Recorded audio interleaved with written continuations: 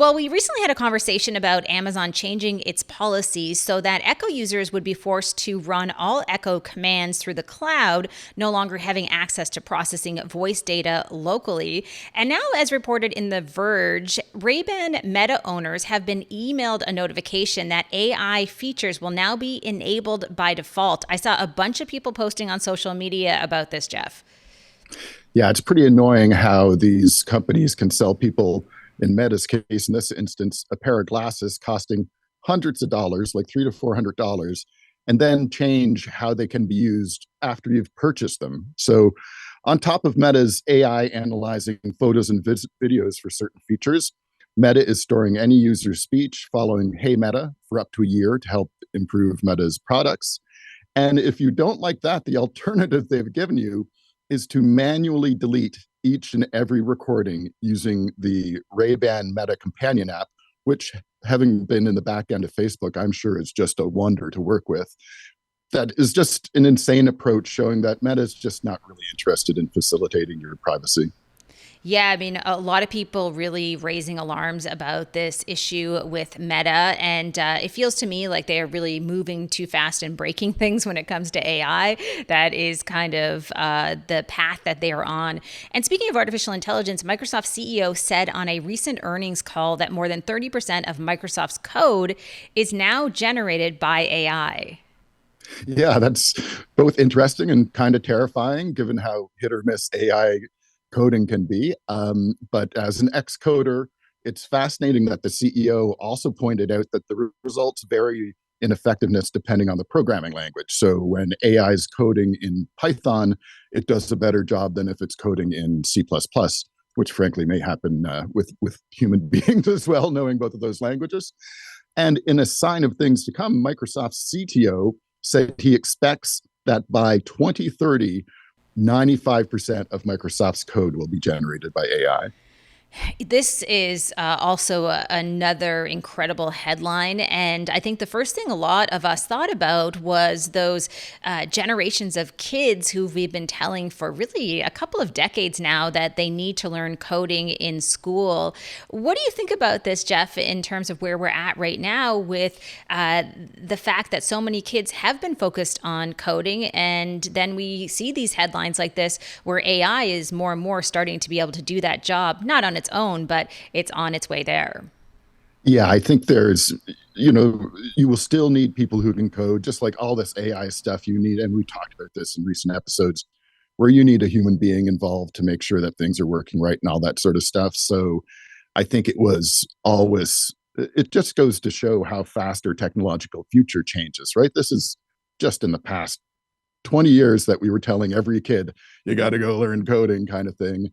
And now it's like, no, an AI is going to do that for you. So it's pretty incredible. We're actually maybe catching up to that a bit with a recent announcement in Halifax here about AI use in schools, which I'm kind of two minds about, as many educational institutions are. But the Halifax Regional Center for Education has new guidelines on the use of AI, and they seem pretty grounded in the fact that AI is going to be used whether we like it or not. So it should be brought into schools in a sensible and responsible way.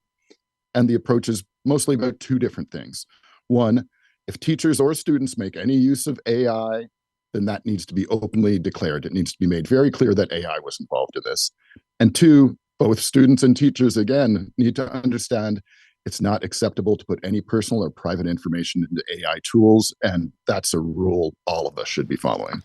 I think it's fair to say that a lot of schools are really struggling to figure out that balance between using AI and using too much AI and responsibly using AI. And there are so many different applications where AI does make sense, but again, some where it just doesn't. So this is going to be something that I think is going to take some time to figure out.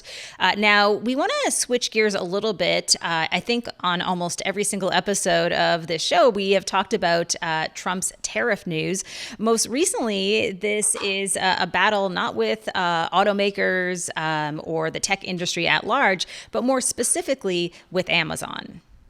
Yeah, it's been an exciting 12 weeks since we started this, but hard to ignore that Trump is part of everything tech these days, given how all the tech bros have gone on side with him. And you know, Jeff Bezos was one of the guys at Trump's inauguration with the other billionaire tech bros. So this shows you how long Trump's gratitude lasts. But the story, which is still unfolding a bit, uh, is essentially about Amazon had allegedly planned to begin displaying to potential buyers how much tariffs have added to the prices of individual products. And instead of this being a welcome dose of transparency for Americans, the White House called it, and I quote, a hostile and political act. They were, why didn't you do this when Biden was around? Blah blah blah blah. It's just insanity.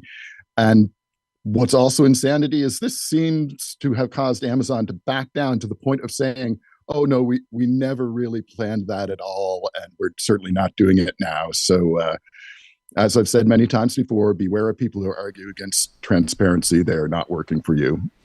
Yeah, I mean, not exactly a courageous move. We are going to switch over to some news that maybe is a little bit happier. We, of course, just celebrated May the 4th, and that is also unofficially known as Star Wars Day. And this was a really interesting article that I stumbled across that I thought you would love to unpack for us, talking about some of the sci-fi technologies that have come out of Star Wars that are here in real life today. Absolutely. Actually, and we're just watching Andor, and one of the great things about Star Wars tech is seeing how that sort of retro futuro tech works, and they're putting quarter-inch jacks into things to patch through messages and all that. So I've always loved how Star Wars handles tech. But there are a couple of really interesting things from this story from theconversation.com.